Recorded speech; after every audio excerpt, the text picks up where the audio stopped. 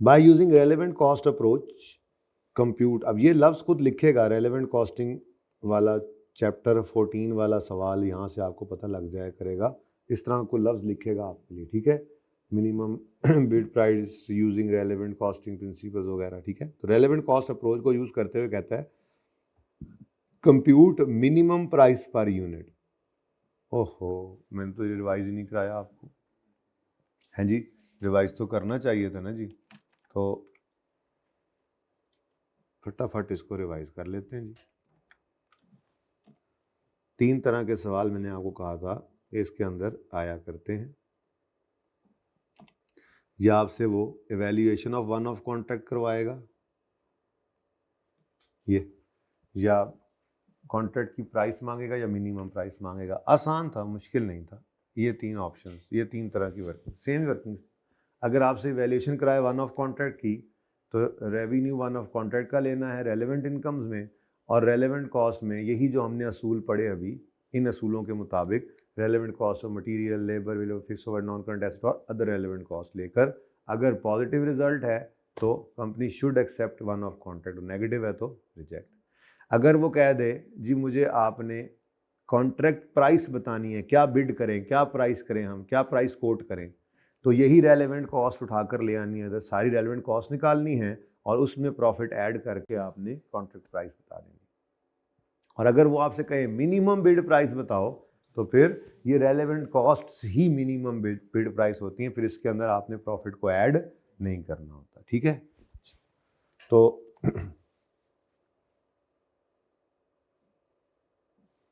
यहां पे क्या कह रहा है जी, बोलिए। Minimum bid price per unit निकालो, इसका मतलब that RL may quote, minimum bid price तो होती है जी, रेलेवेंट कॉस्ट ही होती हैं, बस ऐसे ही है।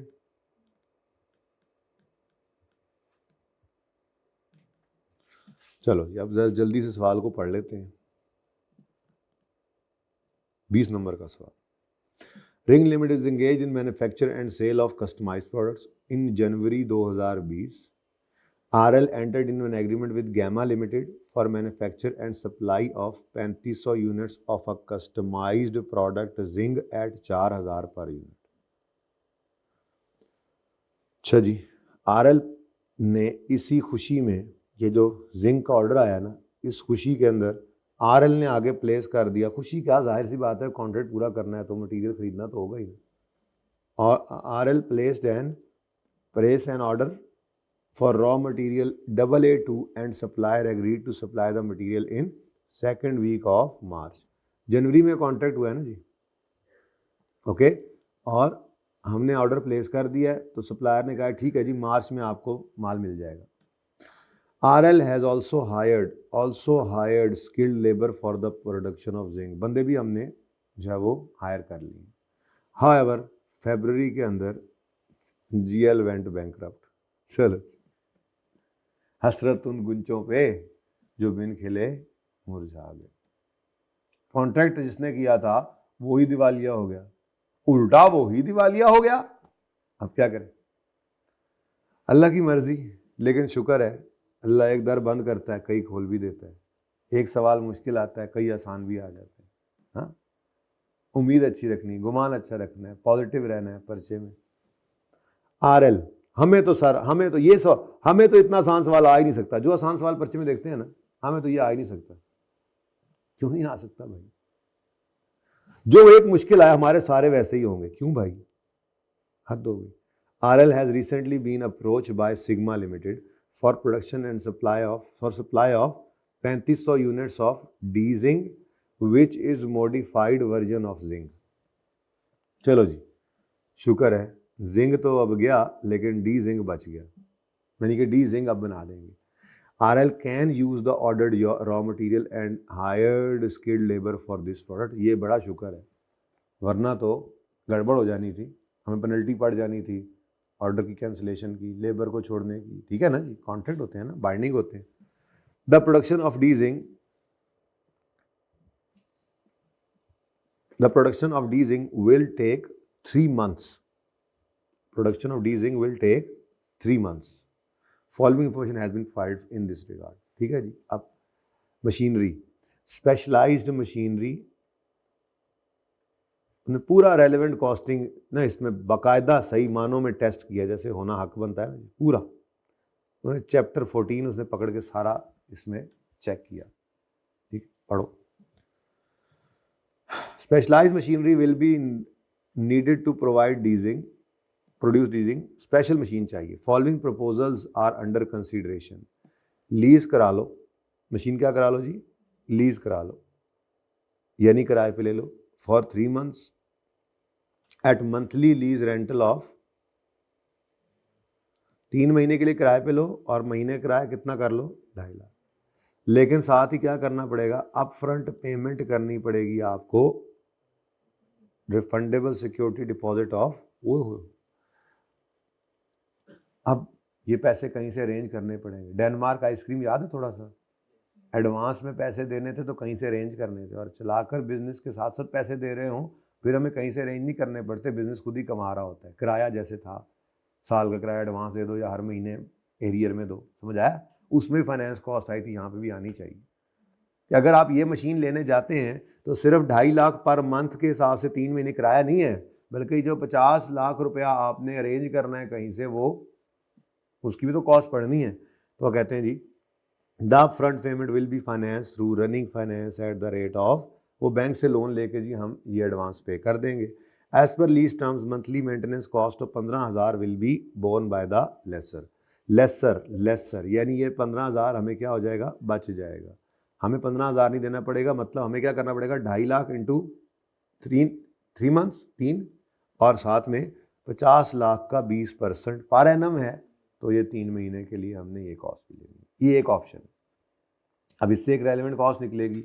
दूसरा क्या है, दूसरा कह रहा है जी लीज करो मशीनरी। अच्छा, पहले भी तो लीज ही की है, at monthly lease rental of. अच्छा, यहाँ पे किराया थोड़ा है, ठीक है जी, मंथली लीज रेंटल है 1,60,000। लेकिन अगला मसला क्या है, एक बात की थी ऐसी सवालों में चलते चलते कि मसलन आपको कॉन्ट्रैक्ट के लिए एक तार चाहिए मसलन, और तार आपको चाहिए 50 मीटर और बंडल में आता है 60 मीटर, तो दुकानदार कहेगा भाईजान हम तो बंडल से बेचते हैं, बंडल खोल के नहीं बेचते होते। तो फिर आप 60 खरीद के लाएंगे तो इस कॉन्ट्रैक्ट की कॉस्ट आपके लिए 60 मीटर की तार की होगी। वो अलग बात है कि 10 बच जाएगी तो अगले किसी इसी तरह वन ऑफ कॉन्ट्रैक्ट में फिर यूज़ हो जाएगी, जब हम कहेंगे मटीरियल पड़ा है, यूज़ नहीं हो रहा है, सही है ना, इसकी कॉस्ट। तो यहाँ पर भी हमारे लिए अगर हम इस ऑप्शन पे जाते हैं तो हमारे लिए रेलेवेंट कॉस्ट क्या है जी, ये 1,60,000 इंटू 3 नहीं बल्कि 6। लेकिन हो सकता है फिर ये कहीं आगे किराए पे दे ले, अगर दे ली तो वो बचत भी फिर हमारी, ठीक है। In this case monthly maintenance of 20,000 will be borne by RL which will be incurred only in the month in which machinery is. अच्छा, रेंट कोई नहीं है, ठीक है जी, लेकिन 1,60,000 इंटू 3 करेंगे पर मंथली मेंटेनेंस जो है वो RL करेगा, लेकिन वो मेंटेनेंस सिर्फ होती है इन the month in which machinery is operative. इसका मतलब 20,000 इंटू 3, ठीक है जी। नेक्स्ट, ये तो होगी मशीनरी की बात। फिर लेबर की कहानी क्या है जी, लेबर की कहानी क्या है,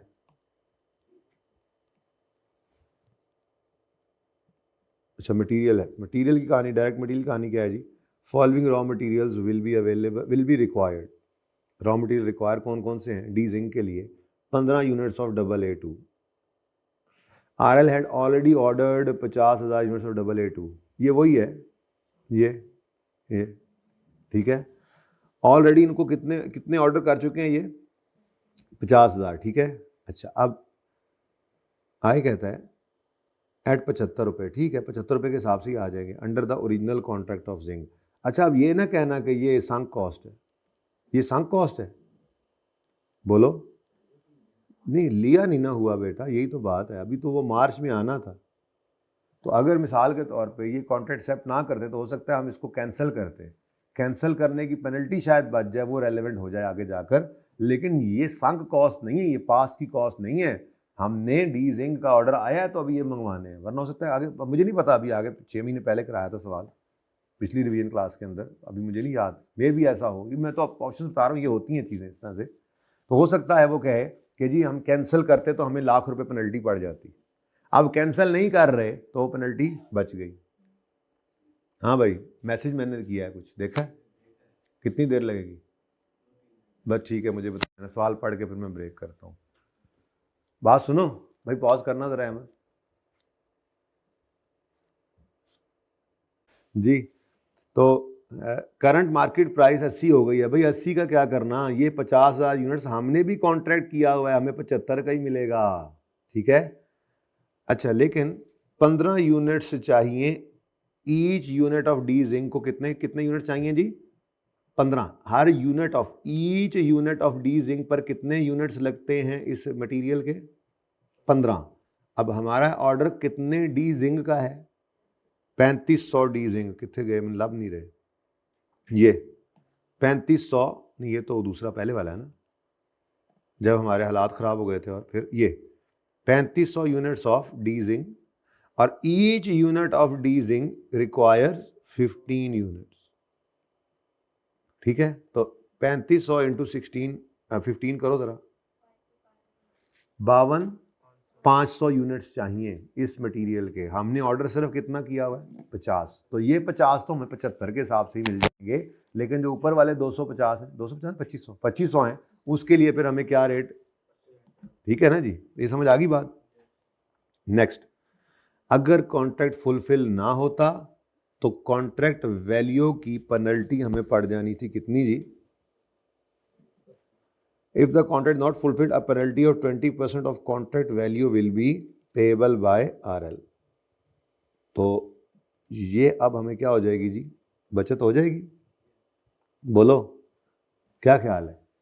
आ गई ना पेनल्टी। देखो, अगर हमने डी जिंक वाला कॉन्ट्रैक्ट ना पकड़ा होता तो कॉन्ट्रैक्ट पहले से हुआ था, हम कैंसिल करते तो हमें 20% वैल्यू कितनी है? वैल्यू यहां से निकलेगी 50,000 इंटू, यही है ना कॉन्ट्रैक्ट, कितना बनता है?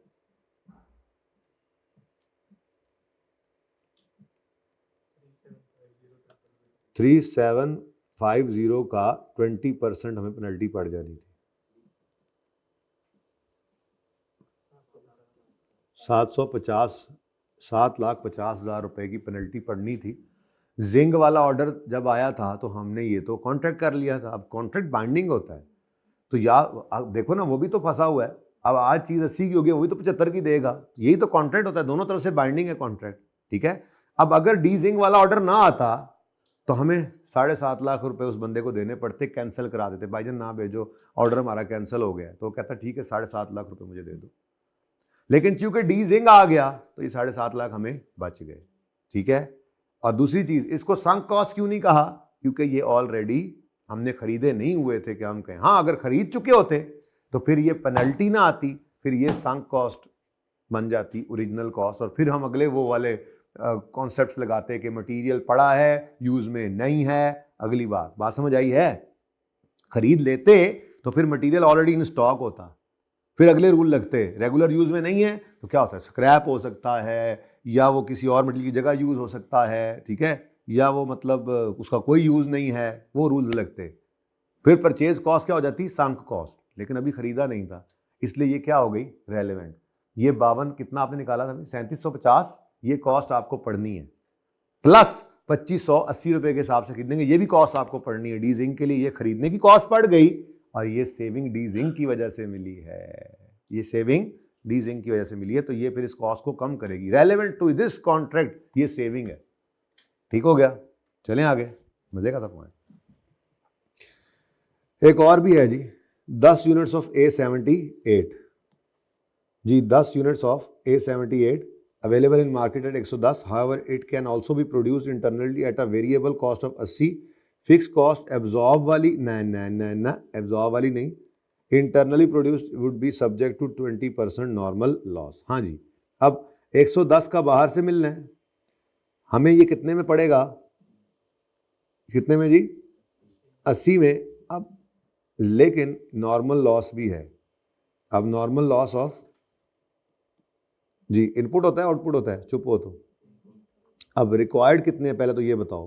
35,000 बनेगा ना, 3500 यूनिट्स है ना, बोलो। 35,000 यूनिट्स हमने बनाने, 35,000 यूनिट्स A78 के हमें चाहिए 3500 बनाने के लिए, ठीक है। अब अगली बात, परचेज करें तो क्या ऑप्शन है जी? कितने का मिलेगा? 110 का, तो 35,000 इंटू 110 कितना बनता है? ठीक है जी। अगर हम खरीदे ना बल्कि खुद बनाएं तो 35,000 यूनिट्स की कॉस्ट क्या है? अब यहाँ पर वो आपके लॉस वाला मामला आ गया। कितनी कॉस्ट पड़ रही है आपको? 80। लेकिन लेकिन लेकिन लेकिन थोड़ा और इधर हो सकता है, और उधर हो सकता है, और हो सकते हो, और भी हो सकता है। वाह वाह। अच्छा जी, अब 80 रुपए की कॉस्ट तो पड़ेगी, लेकिन 20% का नॉर्मल लॉस भी है। अब ये नॉर्मल लॉस होता है नॉर्मल लॉस ऑफ इनपुट। बोलो, हम फिर क्या कर दें इसको? 0.8 से डिवाइड कर दें। मतलब वही करो ना जैसे करते होते थे। हाँ ठीक है, ऐसे ही कर दो, इसको ऐसे ही करते थे। 80 डिवाइड बाय, आई थिंक, देखो मैंने आपको जब रिवीजन करवाई है तो मैंने कहा था कि केजीज ना हो, रुपीस भी हो, तब भी उस पर ये लॉस वाली परसेंटेज वाला मामला लग सकता है। और हमने रुपीस 720 रुपये आया भी था सवाल के अंदर। दिखाऊं अभी जो कल करवाई है, देख लो। ये कॉमन इश्यूज में यहाँ पे मैंने क्या किया था, ये देखो एग्जाम्पल में ये करंट मटेरियल कॉस्ट ही ले ली थी, केजीज तो नहीं थे, तो लॉस की परसेंटेज कॉस्ट पे भी लग गई। सेम, कोई फर्क नहीं पड़ता। तो 80 रुपए कॉस्ट आती है, ठीक है। ये current market price, sorry, however it can be produce internally at a variable cost, at a variable cost of 80। ठीक है जी, छੱਡ दे यार, एक तो इस वजह से मैंने छोड़ा था इसको, इस वन नोट को, ये हाथ में नहीं चढ़ रहा था। ठीक है, तो अब अगर 20% लॉस होना है, नॉर्मल लॉस है, तो फिर क्या है जी? 80%। बोलो। अच्छा जी, जो भी आएगा 3500। अब कौन सा ऑप्शन बेहतर है जी? 3500 बेहतर है, 3500 वाला। चलें तो आगे चलें जी, नेक्स्ट जल्दी से पढ़ लें, फिर इसको फिर छोटी सी ब्रेक करके सवाल फिर स्पीड कर लेंगे इंशाल्लाह। ठीक है ना? फेरो ही। अच्छा बस 1-2 मिनट, पैनाडॉल यार ला के रख दो यहाँ पे।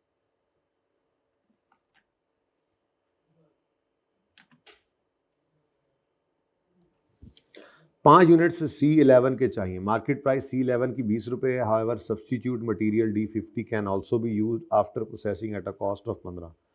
या तो C11 20 रुपये का खरीद लो, या सब्सटीट्यूट मटेरियल 15 रुपये की कॉस्ट इनकर करके ले लो।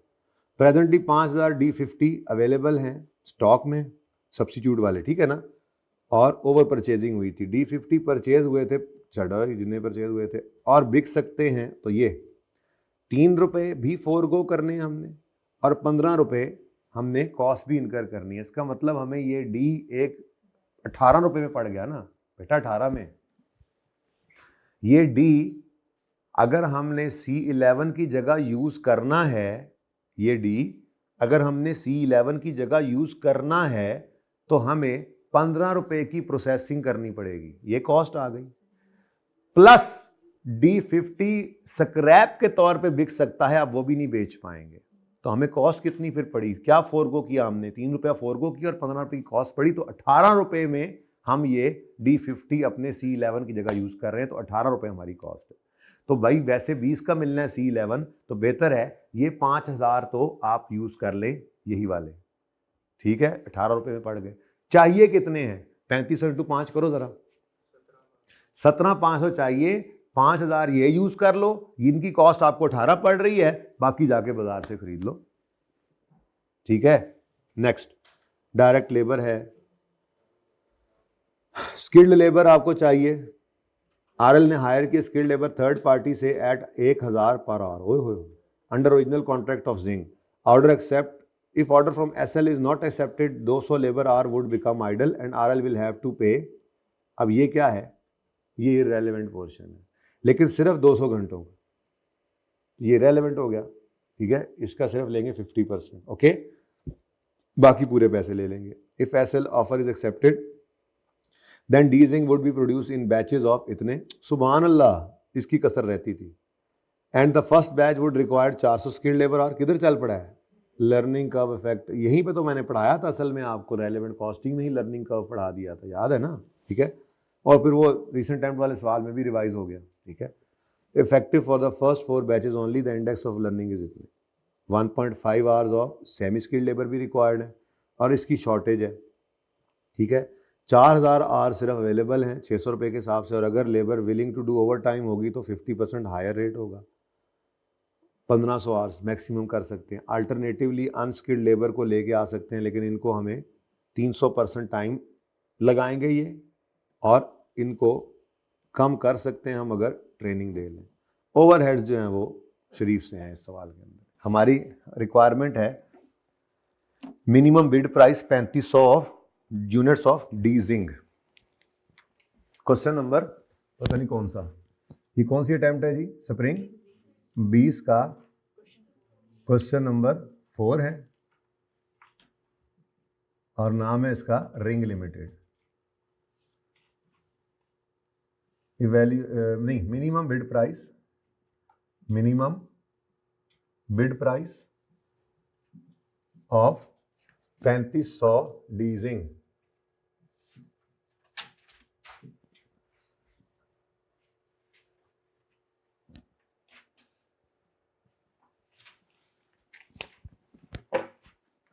अच्छा जी, अब 1 बाय 1 शुरू कर देते हैं जी अपना काम करना, ठीक है। आसान काम है, आधे घंटे में सवाल को पूरा करना है। अब सवाल पढ़ भी लिया हमने, डिस्कस भी कर लिया, ठीक है। सबसे पहले जो तरतीब सवाल में आ रही है वही चलाओ, ठीक है। सबसे पहले क्या आ गया? मशीनरी आ गई, शुरू हो जाओ। कोई जरूरी है पहले मटेरियल लिखना है, फिर लेबर लिखनी है, फिर ओवरहेड आ गया भाई, रेलेवेंट कॉस्ट ही लिखनी है ना, ठीक है।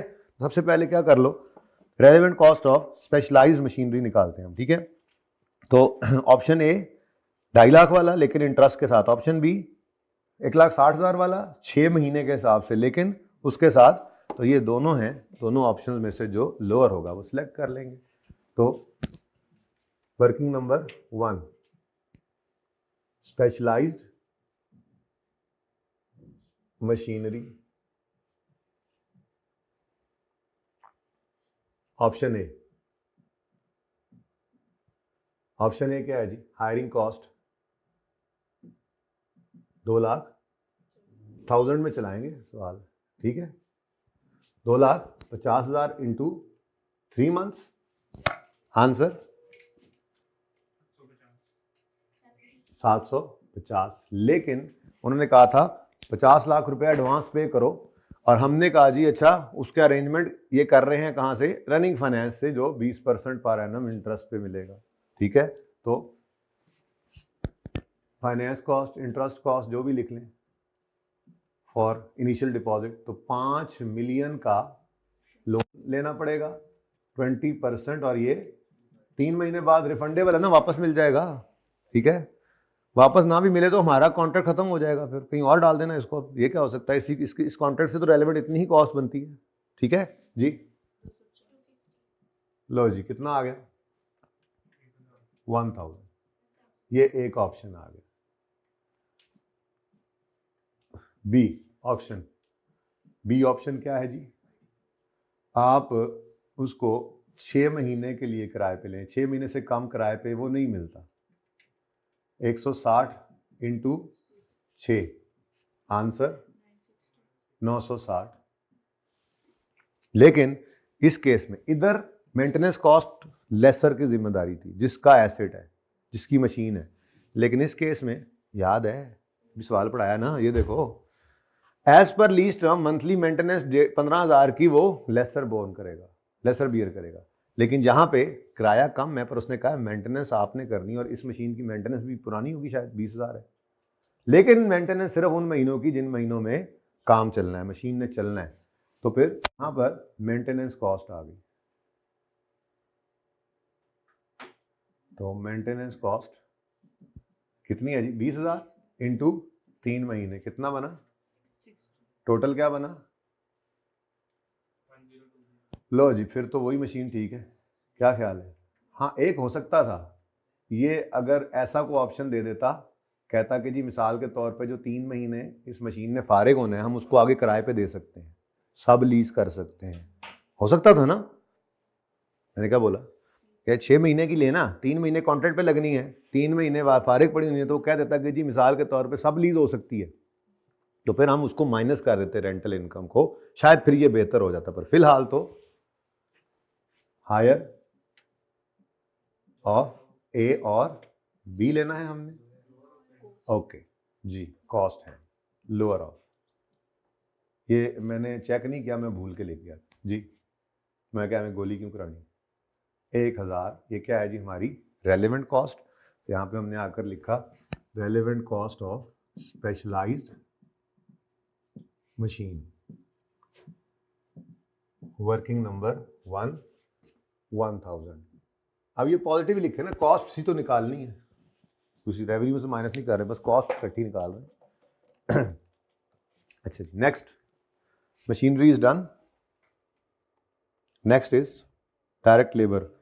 अच्छा, अब ये 3 मटेरियल है ना, तो तीनों को अलग अलग ही लिखते जाते हैं, 1 बाय 1 करते चले जाएंगे। ठीक है, सबसे पहले AA2 सबसे पहले हम लिखेंगे चाहिए कितने, फिर उसके बाद हम लिखेंगे AA2 इस कॉन्ट्रैक्ट वाले कितने हैं, और वो सारी बातें। ठीक है, मेरे ख्याल में थोड़ी सी जगह हम बचा सकते हैं, आगे ना फिर मसले बढ़ने हैं।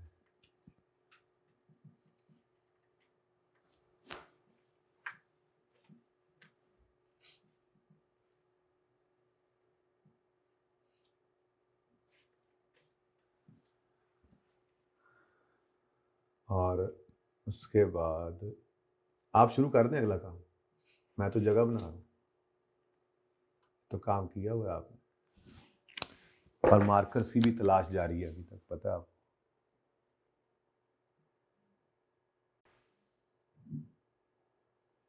अभी वो असल में मुझे याद आ गया, वो भी था ना हमारा लेबर, वो लेबर के अंदर लर्निंग कर्व भी है, जगह ज़रा कम कम लग रही है, इंशाल्लाह हो जाएगा। मैंने इसको भी बहुत खुला बना दिया हमने, चलो खैर, अल्लाह दी मर्जी। वर्किंग नंबर 2, अब AA2 है, बोलो।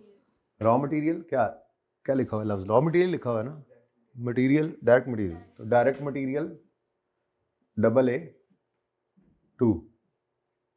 अब सबसे पहली चीज़ रिक्वायर्ड कितना है, तो हमने कहा जी 3500 डी जिंक बनाने हैं, और हर डी जिंक पर 15 यूनिट्स लगते हैं AA2 के, तो यूनिट्स कितने आ गए, 52500 यूनिट्स, ये मुझे चाहिए। अब ऑलरेडी जो कॉन्ट्रैक्ट किया हुआ था 50,000 का, तो वो खरीदे नहीं थे, अब खरीदेंगे, पर कॉन्ट्रैक्ट की वजह से वो हमें मिल जाएंगे 75 के। हालांकि 80-85 हो गया रेट, और हमें इसमें मिलेंगे, लेकिन इसीलिए कि ये कॉन्ट्रैक्ट हमने कैंसिल नहीं किया, इस डी जिंक वाले कॉन्ट्रैक्ट की वजह से, तो पेनल्टी भी हमारी बचेगी। अगर डी जिंक वाला ऑर्डर ना आता तो फिर मारे गए थे, फिर पूरे वैल्यू का 20% हमें देना पड़ जाना था।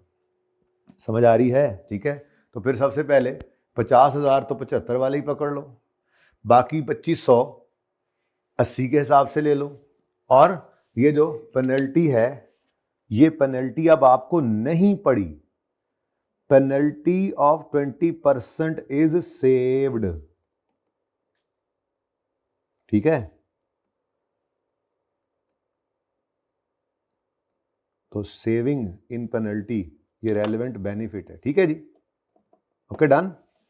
अब बोलो, तो ऑलरेडी ऑर्डर्ड, और फिर टू बी ऑर्डर्ड, और फिर पेनल्टी, 3 चीजें आ गई। ऑलरेडी ऑर्डर्ड, ऑलरेडी ऑर्डर्ड 50,000 वो मिल जाएंगे हमें 75 के हिसाब से, 3700 समथिंग बोला था, ये 37 कितना है, 3750। ठीक है, फिर to be ordered, to be ordered 2500 into ₹80 जी, 200 ओनली। और उसके बाद पेनल्टी, अब ये पढ़नी नहीं है, सेविंग है। पेनल्टी किसकी पड़ जानी थी, ये ऊपर निकला है ना 3750, इसका 20% पेनल्टी पड़ जानी थी, बचत हो गई कितना, ये 750 की सेविंग भी आपकी रेलेवेंट कॉस्ट में से माइनस होगी, और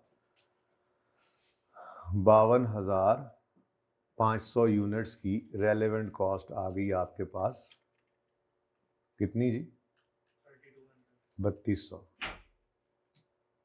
देखना जहाज गिर तो नहीं गया बैठे बैठे।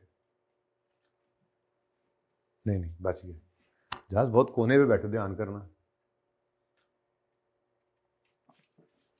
तो relevant cost of direct material AA 2, working 2, 32 3200। Next आगे बढ़े। 10 यूनिट्स A78 के चाहिए। A78 मार्केट में 110 का है, लेकिन हम उसको खुद बना सकते हैं 80 का, पर नॉर्मल लॉस भी है। ठीक है, तो रिक्वायर्ड निकालेंगे, परचेज करें तो कॉस्ट, प्रोड्यूस करें तो कॉस्ट, दोनों में से लोअर। सवाल कंप्रीहेंसिव है नो डाउट, लेकिन आसान है, मुश्किल नहीं है। तो working number 3, direct material A78, required एक डी जिंक पर कितना लगना है, और 3500 डी जिंक पर कितना लगा, 35,000 यूनिट्स भी लिखने हैं ना, 35,000 यूनिट्स।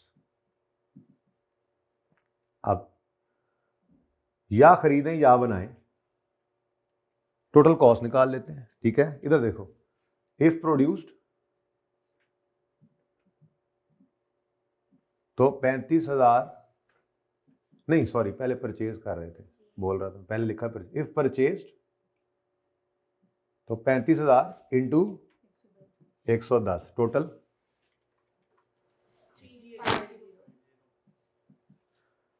इफ प्रोड्यूस्ड इंटरनली तो 35,000 ही बनाएंगे, लेकिन ₹80 को डिवाइड कर दें 0.8 से। यही सीखा हुआ है हमने।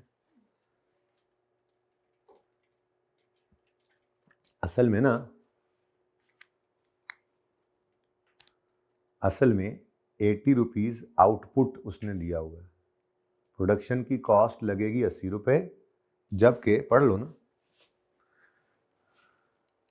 फिक्स कॉस्ट, अच्छा, internally produced A78 would be subject to 20% normal loss, और इंटरनली वेरिएबल कॉस्ट 80 की इस पर लगती है, it can be produce in 80, लेकिन इट इज सब्जेक्ट टू, तो क्या बन गई सिचुएशन, हमारे पास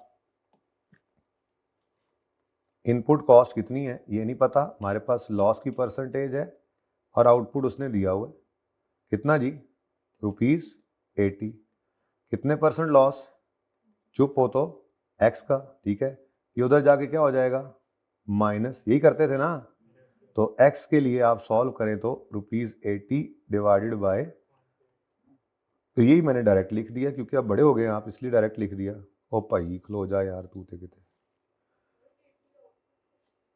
आउटपुट कॉस्ट है ना बेटा, मतलब इतनी कॉस्ट लगती है, मतलब वो कह रहा है इतने में बन जाता है, लेकिन इट इज सब्जेक्ट टू इतने % लॉस, इतने में बन जाता है लेकिन लॉस भी है।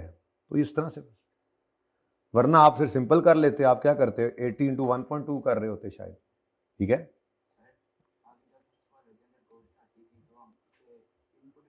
हाँ, लेकिन इसके जुमले से यूं लग रहा है ना, ये देखो, मुझे तो इसके जुमले से लग रहा है A78 can be produced internally at a variable cost of 80, तो ये उसकी वेरिएबल कॉस्ट लगती है।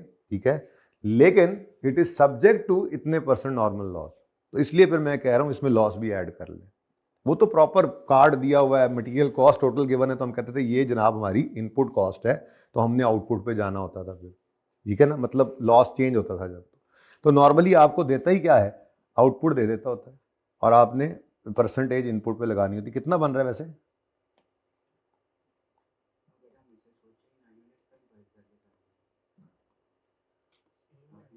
तब भी सही है जी, 100। ठीक है जी, तो यानी 80 की बजाय हमें कितने का पड़ रहा है ये, 100 का। यूनिट्स पे कर लें तो 35,000 यूनिट्स चाहिए, तो आप कहोगे जी 35,000 यूनिट्स चाहिए लेकिन नॉर्मल लॉस हो जाता है, तो आप 35,000 को भी डिवाइड कर सकते हैं, ये भी ठीक है। चलो यूं कर लो, ऐसे करना है, चलें यूनिट से कर लेते हैं। तो 35,000 यूनिट्स तो बनाएंगे, लेकिन ये यूनिट्स जो हैं ये सब्जेक्ट टू नॉर्मल लॉस है, तो इसका मतलब 35,000 यूनिट्स आपको चाहिए हाँ ये ज़रा आपको अच्छा समझ आ रहा है, ठीक है। माजरत वैसे दोनों तरफ से, असल मैंने रिवीजन में रुपीज़ पे लगाया था तो मैंने रुपीज़ पे लगा दिया, बात तो सेम ही होती है, नतीजा वही है, ठीक है। तो ये 35,000 चाहिए आपको, लेकिन कुछ लॉस भी होने हैं, तो फिर ज़्यादा बनाने पड़ेंगे। ठीक है, बिल्कुल ठीक है जी। 0.8 हूँ, ठीक है, ये तो आउटपुट ही है ना, बोलो ठीक, इनटू ₹80। चलो जी 3500, बोलो। वैसे भी 3500 ही बन रहा था, 100 रुपये मैंने उसको कर लिया था ना जी। अब दोनों में से बेहतर क्या है? 3500, खुद ही बना लो भाई, बाहर से ना खरीदना। तो रेलेवेंट कॉस्ट क्या है जी? लोअर ऑफ ए और बी, ठीक है। चलो अब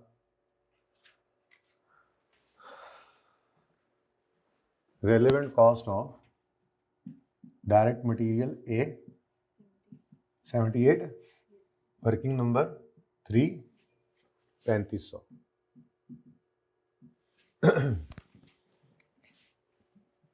ठीक है जी, यहां से आगे दूसरी वर्किंग शुरू कर लेते हैं।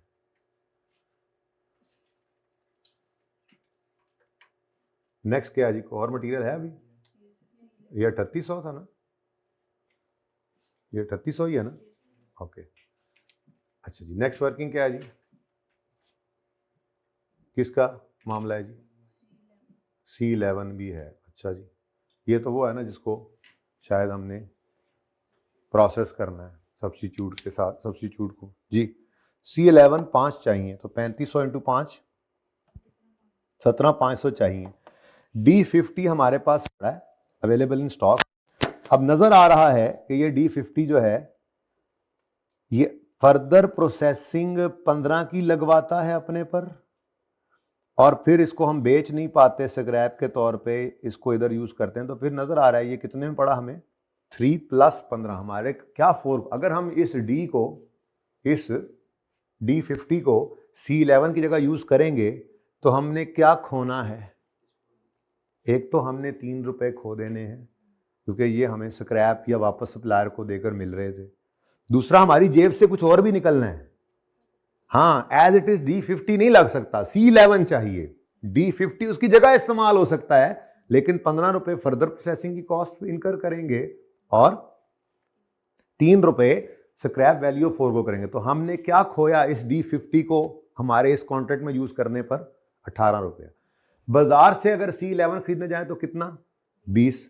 तो मैं डायरेक्ट ही फिर 18 से कर रहा हूं कि ये 5000 यूनिट्स तो आप यूज कर लो, 5000 इंटू 18 करके ये कॉस्ट लो, और बाकी जितने 2500, कितने 2500 बचे, बाकी कितने बचे? टोटल चाहिए कितने थे? 17,500 चाहिए थे, तो कितने बच गए? 12,500 फिर जाकर 20 रुपए के हिसाब से खरीदेंगे बस, ठीक है। तो रेलेवेंट कॉस्ट C11 की required working number 4 direct material C11। अच्छा, अब कॉस्ट तो C11 की निकाल रहे हैं, लेकिन क्या हुआ? पहले सबसे पहले रिक्वायर्ड कितने है जी? हमने कहा जी 3500 डी जिंक पर लगते हैं 5 C11, तो टोटल 17,500 यूनिट्स रिक्वायर्ड। फिर जी अगर आप D50 यूज कर लें तो आपको 5,000 D50 यूज करने की कॉस्ट क्या पड़ी? ₹3 प्लस ₹15, ऐसे लिख दिया मैंने, ठीक है। यानी टोटल कितनी कॉस्ट पड़ेगी? 18। और ये यूज हो जाएगा C11 की जगह पे, जिसने कितनी कॉस्ट लेनी है आपसे? 20। तो बेहतर है ना फिर इसको यूज कर लें, कॉस्ट में से लोअर सेलेक्ट किया आपने, ठीक है ना। ओके, कितना?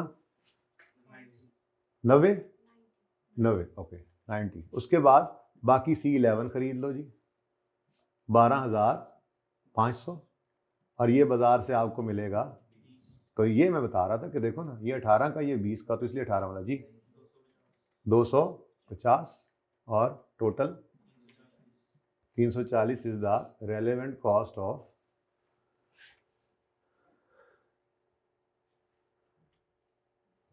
₹17,500।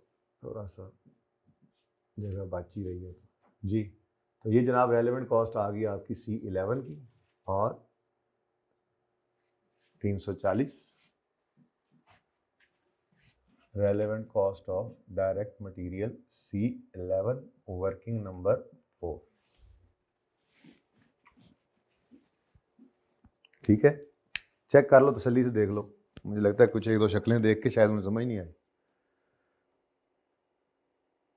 एडजस्टमेंट पढ़ें, ट्रीटमेंट देखें, फिर मुझे ओके करें। हाँ क्लियर है, चलें ले आए।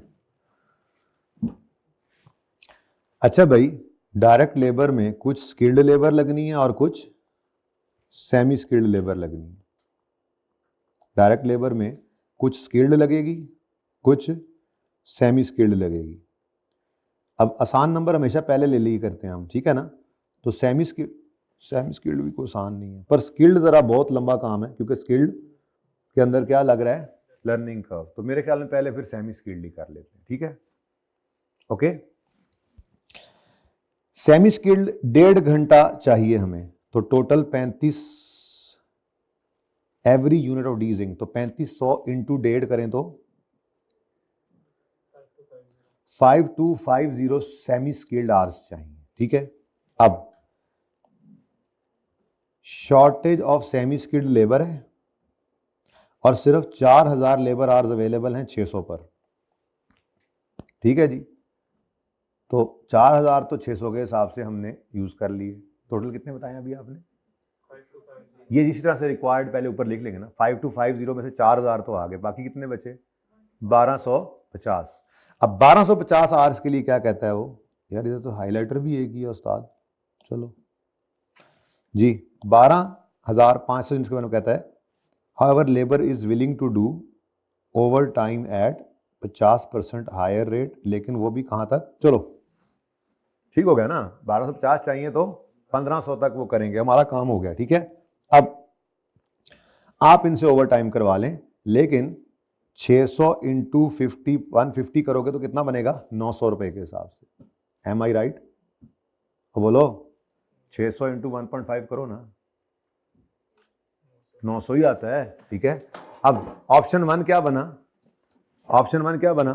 4000 आवर्स इंटू 600 और जमा 1250 आवर्स इंटू 900। लेकिन उसने एक और ऑप्शन दिया, कहता है इनकी बजाय ना, यानी ये 5250 घंटे जो हैं वो आप किससे करा लें? अल्टरनेटिवली अनस्किल्ड, अल्टरनेटिवली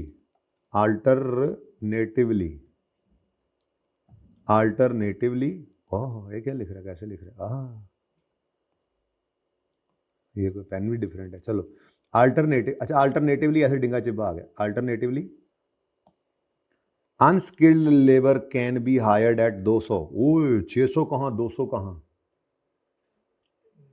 लेकिन अनस्किल्ड लेबर 300 गुना टाइम लेगी सेमी स्किल्ड की निस्बत। यानी कि अगर 1.5 घंटा एक सेमी स्किल्ड लेबर एक यूनिट पर लगा रही थी, तो 1.5 घंटा इंटू 300% करो या 3 टाइम्स कर दो, कितना बना? 4.5 घंटे।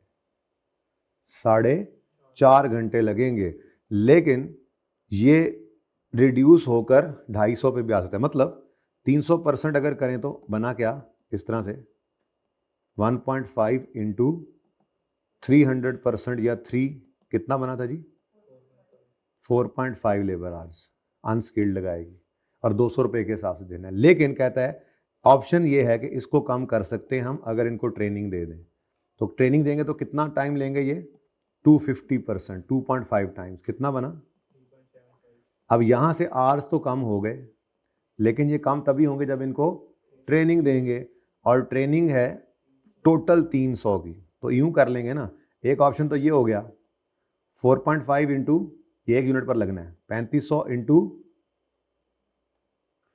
4.5 इंटू 3500 इंटू 200 कर देंगे, या 3.75 इंटू 3500 इंटू 200 तो करेंगे, प्लस इसमें कर देंगे 300 भी। समझ आई बात की? इनमें से जो अब लोअर बना, ठीक है। तो ये जनाब पहले, ये बहुत ज़्यादा चीज़ें आ गई इसमें हमने क्या करना है, अनस्किल्ड विदाउट ट्रेनिंग या ये ट्रेनिंग, हाँ ट्रेनिंग, अनस्किल्ड विद ट्रेनिंग। अब इन दोनों में से जो लोअर होगा उसको पहले सिलेक्ट करेंगे, फिर दूसरे वाले के साथ कंपेयर कर लेंगे जो हमने सेमी स्किल्ड ही हायर किया था। ठीक है, सही है, शुरू करें काम। तो वर्किंग नंबर 5 है, सॉरी सेमी स्किल्ड की कॉस्ट है, उसी में ही दोनों आ जाएंगे, semi skilled labour, direct labour, direct labour. हाँ जी, सबसे पहले तो अगर हम सेमी स्किल्ड ही यूज करते हैं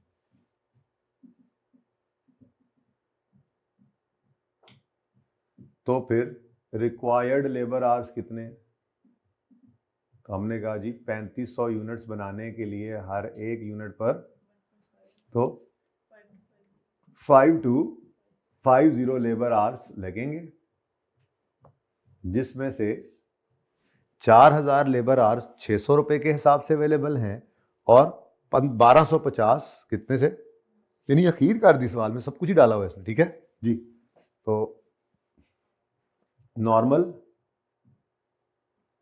4000 इंटू ₹600 2400 और ओवर टाइम 1250 इंटू 600 इंटू 1.5 कर लो, या 900 भी डायरेक्ट लिख सकते हो, 1125। तो टोटल क्या कॉस्ट बन गई इनकी, ये समझ आई है, 325। ये एक ऑप्शन हो गया हमारा ए। ठीक है जी, ऑप्शन ए आ गया। थोड़ा सा खुली जगह लेके चलते हैं, 2400 था ना जी, 1125 आ गया और 3525 आ गया। अब ठीक है यार, 3525 इस पे लग रहा है, जरा चेक करो, अनस्किल्ड को ही ले आओ, इतना टेक्निकल काम तो है नहीं, तो थोड़ा टाइम ज़्यादा लगाएंगे ना, अनस्किल्ड को ले आओ और विदाउट ट्रेनिंग। हमने कहा चलो जी ठीक है, अनस्किल्ड लेबर है, लेकिन अनस्किल्ड लेबर जो है वो विदाउट ट्रेनिंग है, ये पहला ऑप्शन आ गया, विदाउट ट्रेनिंग अनस्किल्ड लेबर ले आओ, पूरा हो जाए अल्लाह करे, आगे ना निकल जाए ना जी। अनस्किल्ड लेबर विदाउट ट्रेनिंग, तो जी रिक्वायर्ड कितने आवर्स बनेंगे फिर, हमने कहा जी 3500 यूनिट्स बनाने हैं और 1.5 को 3 गुना कर दो, 300% लिख लो या 3 से लिख दो, 3 लिख दो तब भी बात एक ही है जी, 15750 लेबर आवर्स चाहिए।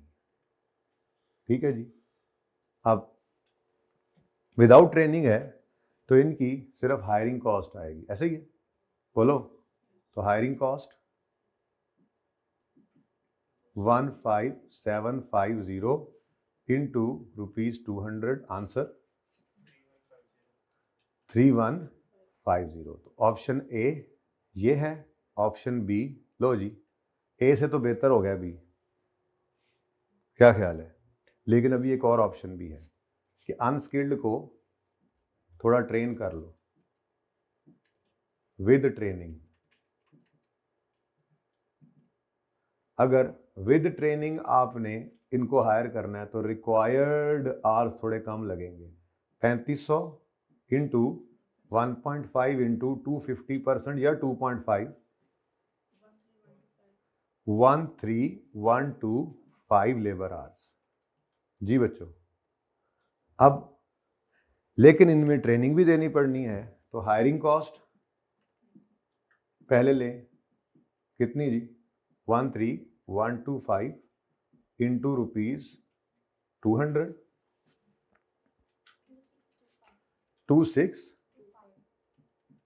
लेकिन ट्रेनिंग भी देनी पड़ेगी इनको। चलते जा रहे हैं, बस सवाल में चीज़ें आती जा रही हैं, चलते जा रहे हैं जी। 300 टोटल क्या बन गया? 2925, ऐसे ही है। अब सबसे बेस्ट ऑप्शन क्या नजर आ रहा है आपको?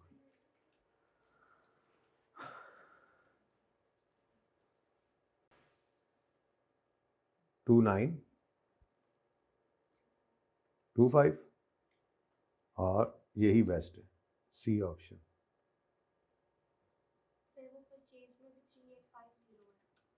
कहाँ बेटा? कितने? वर्किंग 3, ये अच्छा चलो, वो इररेलेवेंट था। मैं कह रहा हूँ, सही कह रहे हैं आप, लेकिन वैसे मैं कह रहा हूँ असर क्यों नहीं पड़ा, डिसीजन पे क्यों नहीं असर पड़ा? इररेलेवेंट था जी। सॉरी, 2925 ये जनाब हमारा ऑप्शन सी आ गया। और रेलेवेंट कॉस्ट क्या है जी? लोअर ऑफ कॉस्ट है ना, ए और बी और सी, तो C is the lowest one. तो relevant cost of unskilled semi skilled ही लिख लेते हैं, वैसे फर्क तो कोई नहीं पड़ता। हमने हायर अनस्किल्ड कर ली, तो सेमी स्किल्ड असल में तो चाहिए थी ना। वर्किंग नंबर 5, हाँ 2925।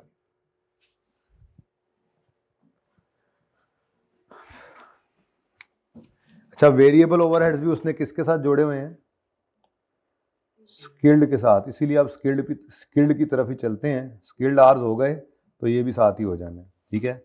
अब ये अभी आपने कल ही रिवाइज किया है, जब लेबर वाला सवाल आया था, तो इसलिए ये क्विकली हो जाएगा इंशाल्लाह, ज़्यादा प्रॉब्लम नहीं आएगा।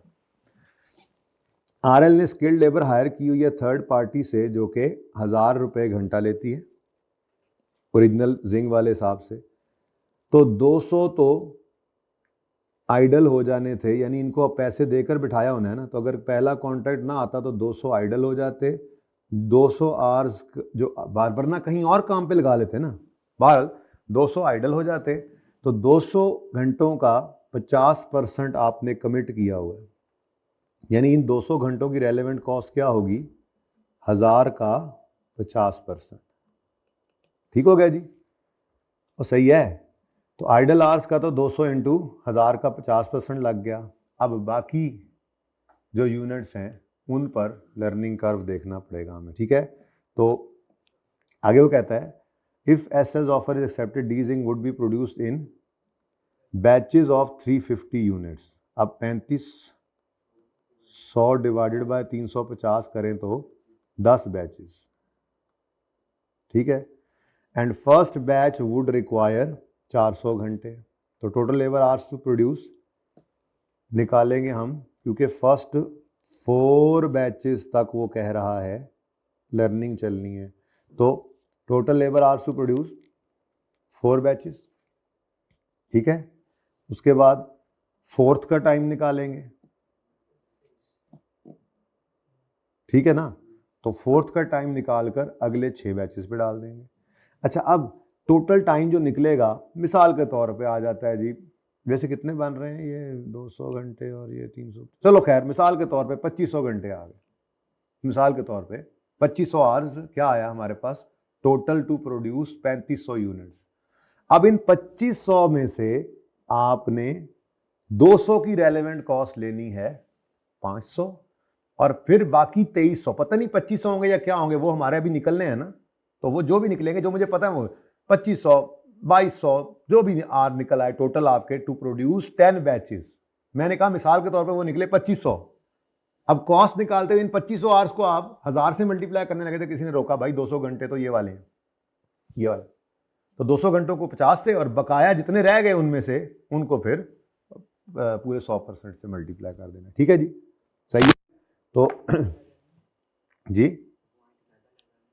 पॉइंट अलग ही हैं, लेकिन पॉइंट ऊपर बता तो उसी के बारे में रहा है ना, स्किल्ड के बारे में बता रहा है। पॉइंट तो अलग हैं, लेकिन दोनों एक ही चीज के पॉइंट्स हैं ना। डायरेक्ट लेबर ₹1000 के हिसाब से हमने कॉन्ट्रैक्ट पे हायर की थी और 200 घंटे आइडल हो जाएंगे अगर ये ओरिजिनल कॉन्ट्रैक्ट, अगर ये वाला एसएल वाला कॉन्ट्रैक्ट एक्सेप्ट ना किया तो इसका मतलब 200 घंटे आइडल हैं जिन पे 50% देते हैं। फिर वो कहता है कि अगर ये एक्सेप्ट कर लेते हैं तो डीजिंग को बनाने के लिए आपको 400 घंटे पहले बैच पे लगने हैं, 10 बैचेस बनाने हैं और लर्निंग कर्व है। तो फिर एक ही बात है ना बेटा, ठीक है। तो तरतीब से शुरू करते हैं जी। हमें आर्स चाहिए, क्या चाहिए जी? Total hours. तो वर्किंग नंबर 6, अब यहां पे हमने स्किल्ड डायरेक्ट लेबर की कॉस्ट निकालने के लिए काम शुरू कर रहे हैं जी। तो सबसे पहले हम निकालेंगे आर्स, ठीक है जी, ओके। तो आर्स टू प्रोड्यूस 4 बैचेस, ऐसे ही निकालते थे, आर्स टू प्रोड्यूस 4 बैचेस। तो y निकाल लेते हैं, y होता था a x की power b। a means time to produce first ever, as unit नहीं आज बैच है, कितना, कितने गया लाभ नहीं रहा, 400, तो 400। a आ गया, x नंबर ऑफ यूनिट्स या बैचेस, तो 4 आ गया, रेस टू पावर, ये तो इधर ही हो जाना है, ये तो इधर ही हो जाना है, ठहर जाओ, 400 into 4 raise to power, index is -0.322, 80% learning curve है, ठीक है। तो माइनस 0.322। अब ये क्या आ गया जी? Average time to produce 1 batch if 4 batches are produce and learning rate is 80%। तो माइनस क्या था जरा बताना दोबारा? 0.322, ऐसे लिख लिया, ठीक है जी। अब हमने तो एक बैच नहीं बनाना, हमने तो 4 बैचेस बनाने, तो टोटल लेबर आवर्स जी 1024 लेबर आवर्स, ये लगेंगे पहले 4 बैचेस पे, फिर खैर कर दो आर्स टू, कौन सा को सोल्यूशन कहीं से मैच करना, ठीक है कर देना, वैसे भी आई के वैसे नहीं करता, 2 तक ले जाता है, पर कर दोगे तो गलती नहीं है, खैर है ठीक, कैलकुलेशन शो करनी बस आपने, सब कुछ तो सही किया हुआ है जी। Hours to produce next 6 batches, तो उसके लिए आपको एवरेज टाइम टू प्रोड्यूस मिल जाए, ठीक है। वो एवरेज टाइम कौन सा होगा? चौथे का, क्योंकि उसके बाद 5वें 6वें 7वें 8वें 9वें 10वें पर वही चलना है, ठीक है। इनटू आपने फिर 6 कर देना है। अब ये रह गया, यहां से टोटल आवर्स निकलने। अब ये निकालने के लिए एक वर्किंग किया करते थे हम, ठीक है। वो वर्किंग क्या थी जी? वर्किंग 6 कर लें, चलो 7 कर लेते हैं अलग, ठीक है। आवर्स टू प्रोड्यूस, ये क्यों हेडिंग दें, बस ठीक है जी। तो total hours to produce 4 batches, ये वर्किंग नंबर 6 से उठा लिए हमने, 1024, ऊपर लेबर आवर्स की हेडिंग चल रही है। फिर क्या करेंगे जी नेक्स्ट? 3 batches, very good. Hours to produce, तो ये सारा ही साथ लेबर भी फिर रिवाइज हो गया, ठीक है। अब ये आपने निकालना है, आवर्स टू प्रोड्यूस 3 बैचेस। तो इधर देखो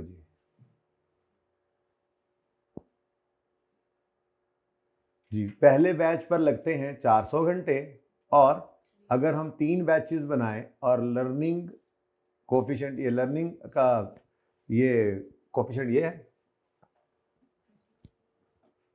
यही था ना, किधर गया पॉइंट, ठीक है जी। तो इंडेक्स ऑफ लर्निंग आ गया जी, लेकिन इसको मल्टीप्लाई किससे करना है अब?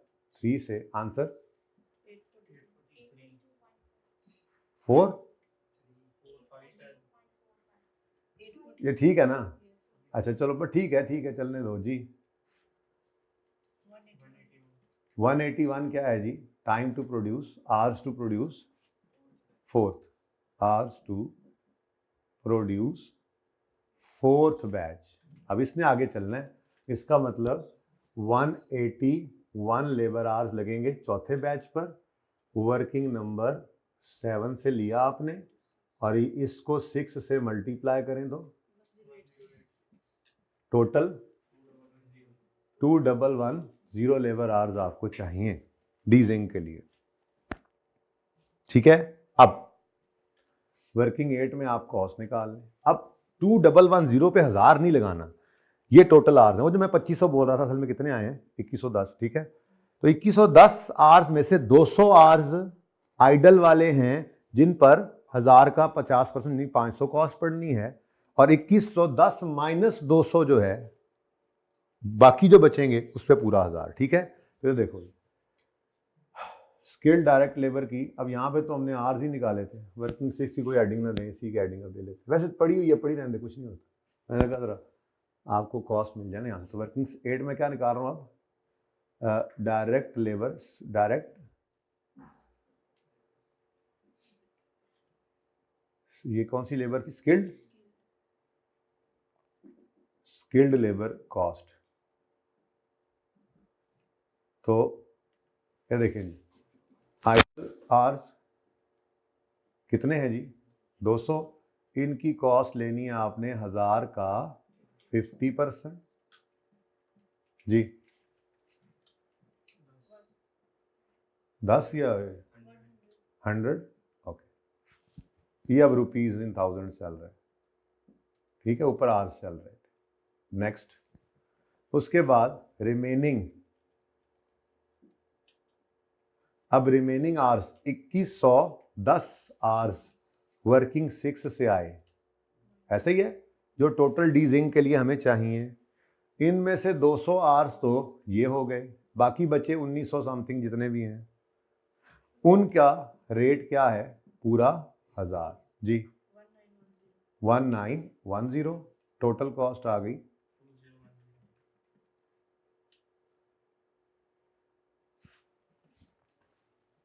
तो relevant cost of skilled labour working number 8 बनी है, जाके कहीं है, कॉस्ट 2010, और साथ ही relevant cost of variable overheads ले लो, आवर्स तो सेम ही है, पढ़ो आखिरी point, variable overheads would be charge at 125 per skilled labour hours. तो फिर स्किल्ड लेबर आवर्स कितने हैं, अभी 2116 आपने निकाला है और रेट आपके पास 12 आ गया, तो 2110, अच्छा 06 जैसे ही लग रहा था। वर्किंग नंबर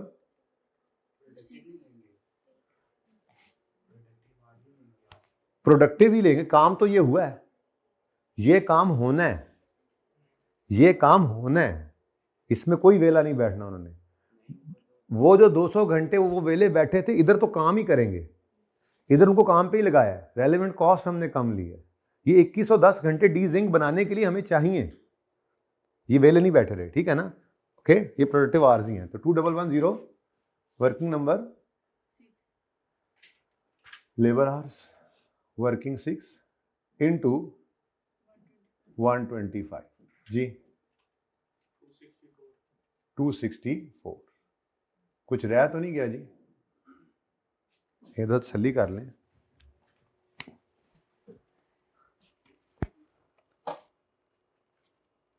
नहीं, अब ये टोटल रेलेवेंट कॉस्ट या मिनिमम बिड प्राइस निकल आएगी, लेकिन उसने ना पर यूनिट कहा था, जरा ध्यान से देख लो एक दफा, ठीक है।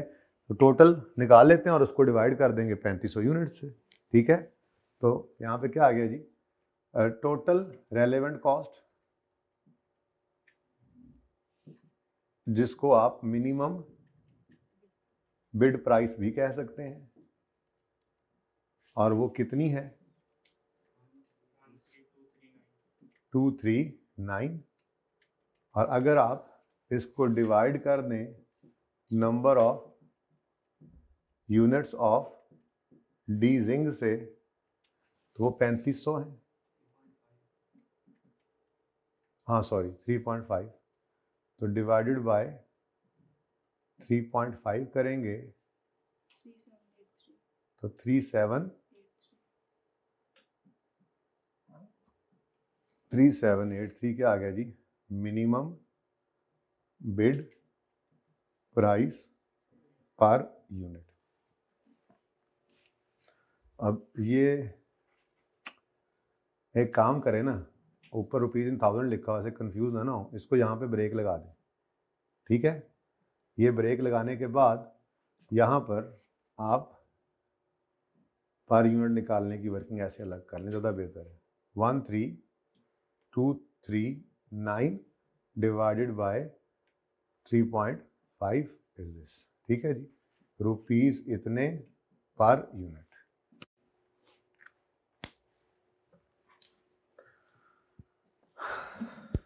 ठीक हो गया जी, सही है।